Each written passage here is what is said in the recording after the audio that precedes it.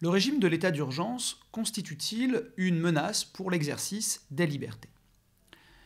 Ce sujet est tombé en 2018, à un moment où il semblait pertinent de dresser un bilan de l'application de l'état d'urgence, lequel avait été déclaré par le président de la République, François Hollande, au mois de novembre 2015, et suite aux attentats du 13 novembre 2015, et qui a ensuite été prorogé à plusieurs reprises par le Parlement, et ce jusqu'au mois de novembre 2017.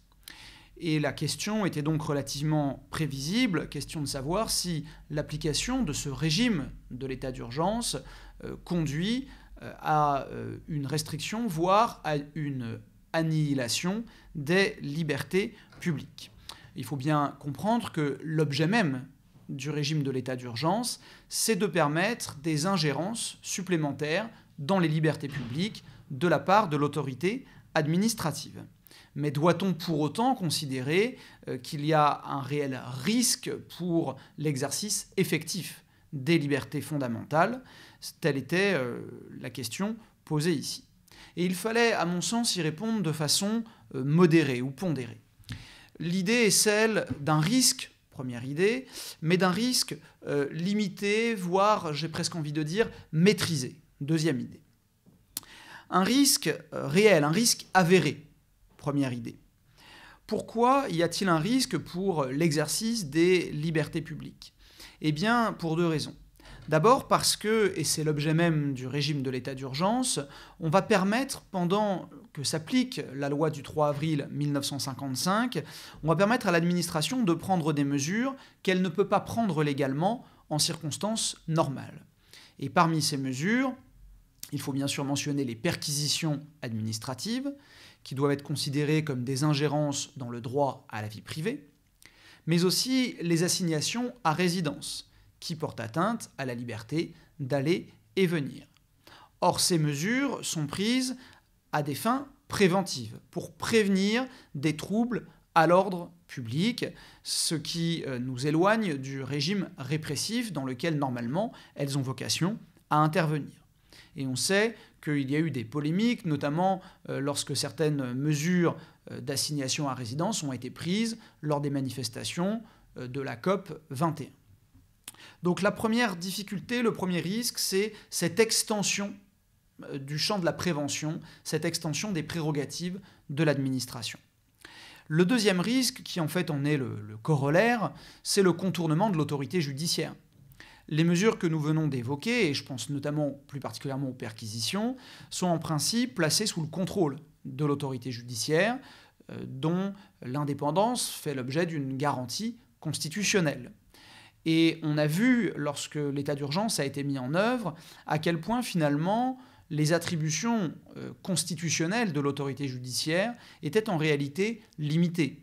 L'autorité judiciaire est gardienne de la liberté individuelle, et elle est donc de ce point de vue-là incontournable, mais la plupart des mesures qui peuvent être adoptées dans le contexte de l'état d'urgence ne portent pas atteinte à la liberté individuelle en tant que telle, car celle-ci doit être considérée de façon restrictive comme correspondant au principe de sûreté, c'est-à-dire l'interdiction des arrestations et détentions arbitraires. Bref, ce sont les hypothèses de privation de liberté qui entrent dans le champ de l'article 66 de la Constitution. Or, ni les perquisitions administratives, ni les assignations à résidence ne sont en tant que telles constitutives de mesures privatives de liberté, et donc elles n'entrent pas dans le champ de la liberté individuelle.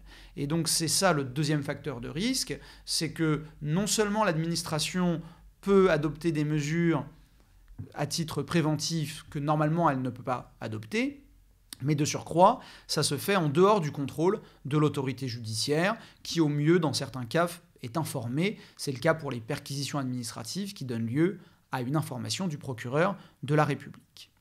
Ce risque est avéré, mais ce risque demeure maîtrisé grâce au contrôle juridictionnel. C'était ça l'élément de pondération, de relativisation. Bien mettre en évidence le rôle du juge constitutionnel d'abord, des juridictions ordinaires ensuite, pour éviter qu'il y ait une véritable annihilation des libertés lorsque l'état d'urgence est mis en œuvre. Le juge constitutionnel d'abord. Le Conseil constitutionnel a statué à de nombreuses reprises sur les dispositions législatives de la loi du 3 avril 1955, dont on sait qu'elle a été modifiée à plusieurs reprises entre 2015 et 2017. Le Conseil constitutionnel a globalement validé les dispositions législatives relatives à l'état d'urgence. Il s'est bien gardé de censurer la plupart des mesures qui peuvent être prises par l'autorité administrative dans leurs principes. En revanche, il est resté vigilant dans sa jurisprudence pour éviter que les ingérences dans les droits fondamentaux soient arbitraires, excessives ou disproportionnées. Il a rendu à cet effet deux décisions importantes. Une décision du 19 février 2016, Ligue des droits de l'homme, dans laquelle il a jugé contraire à la Constitution le régime des saisies informatiques à l'occasion des perquisitions administratives. Car ces saisies de données informatiques ne faisaient pas l'objet d'un véritable encadrement juridique, et donc il les a censurées, ce qui a obligé le législateur à préciser le régime de ces saisies. Le Conseil constitutionnel a rendu également une décision QPC le 16 mars 2017, intéressante, qui concerne le rôle du Conseil d'État. Pour les assignations à résidence, la loi avait prévu que, au-delà de 12 mois, l'assignation à résidence ne pouvait pas être renouvelée, sauf si le Conseil d'État l'autorisait, et cela pour une durée de 3 mois renouvelable. Mais le Conseil constitutionnel y a vu une violation du principe d'impartialité. En effet, on ne peut pas admettre que le Conseil d'État statue sur le fond pour autoriser une assignation à résidence, alors même qu'il pourrait être saisi de la légalité même d'une telle assignation au contentieux. Là encore, cette censure montre la vigilance du Conseil constitutionnel pour éviter que le régime de l'état d'urgence s'avère trop attentatoire aux droits fondamentaux. Et puis il y a le rôle des juridictions ordinaires. On pense bien sûr au juge administratif, et celui-ci a montré depuis longtemps maintenant ses qualités d'indépendance, mais aussi son attachement à la protection des libertés publiques.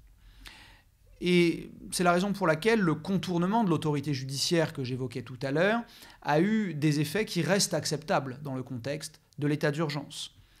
D'abord parce qu'il existe, depuis la loi du 30 juin 2000, des procédures d'urgence efficaces devant le juge administratif, notamment la procédure du référé liberté, qui permet d'obtenir une décision rapide dans un délai de 48 heures pour que le juge des libertés se prononce sur une atteinte grave et manifestement illégale à une liberté fondamentale.